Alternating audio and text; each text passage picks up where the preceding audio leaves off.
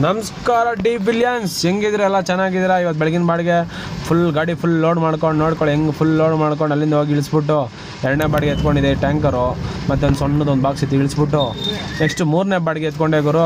ಇವ್ರು ಇಲ್ಲಿಂದ ಸಣ್ಣ ಬಾಡಿಗೆ ಐಟಮ್ ಕಮ್ಮಿ ಜಾಸ್ತಿ ಏನಿಲ್ಲ, ಒಂದು 30 ಬಾಕ್ಸ್ ಏನಿತ್ತು ಅಲ್ಲಿಂದ ಬನಸನಗುಡಿಗೆ ಇಳಿಸ್ಬಿಟ್ಟು ಇಳಿಸ್ರು ಅಂದರೆ ಮುಖಾತಿಕ ನೋಡ್ಕೊಂಡು ಕೂತಾರೆ ಗುರು. ಏನು ಮಾಡೋದು ನಾವು? ಆಮೇಲೆ 4ನೇ ಬಾಡಿಗೆ ಎತ್ಕೊಂಡೆ, ತುಂಬಿಸ್ತಾರೆ ಮುಗೀತದೆ ಅಂದ್ಕೊಂಡು ಬಂದರೆ ನೋಡಿಸ್ತೀನಿ, ವೆಯ್ಟ್ ಮಾಡಿ ಗೇಟೆಲ್ಲ ತೆಗ್ದು ರೆಡಿ ಮಾಡಿ ಕೂತ್ಕೊಂಡಿದ್ದೀನಿ. ನೆಕ್ಸ್ಟು ಇಳಿಸ್ತಾರೆ ನೋಡಿ, ಗೇಟ್ ತೆಗೆದ್ನ ಆ ಮನೆ ಬರಲ್ವಾ ಮೆಟ್ಲು ಥರ ಮನೆ ಹಾಕ್ಬಿಟ್ಟು ಏನು ಲೋಡ್ ಮಾಡ್ತಾರೆ ಅಂದ್ಕೊಂಡು ನೋಡಿ 2 ಕಾಲ್ ಟನ್ ಹಾಕ್ಬಿಟ್ಟವ್ರೆ ಗುರು. ನಾನು ಆಗಲ್ಲ ಅಣ್ಣ, ಎಕ್ಸ್ಟ್ರಾ ಕೊಟ್ಟರೆ ಬರೋದಿಲ್ಲ ಅಂದರೆ ಗಾಡಿ ಇಲ್ಲಿಂದ ಎತ್ತೋದಿಲ್ಲ ಅಂದ್ಬಿಟ್ಟಿದೆ. ಸರಿ ಬಾರಪ್ಪ ಎಕ್ಸ್ಟ್ರಾ ಕೊಡ್ತೀನಿ ಅಂತ ಹೇಳಿದರು. ಆ ವಿಷಯಕ್ಕೆ ಎತ್ಕೊಂಡೋಗಿ ದಬ್ಬಾಕ್ಬಿಟ್ಟು ಬಂದಿದ್ದೆ, ತೋರಿಸ್ತೀನಿ ನೋಡಿ ಎಷ್ಟು ತುಂಬಿಸೋರೆ 2 ಕಾಲ್ ಟನ್ನು ಮೇಲಿತ್ತು ಐಟಮು.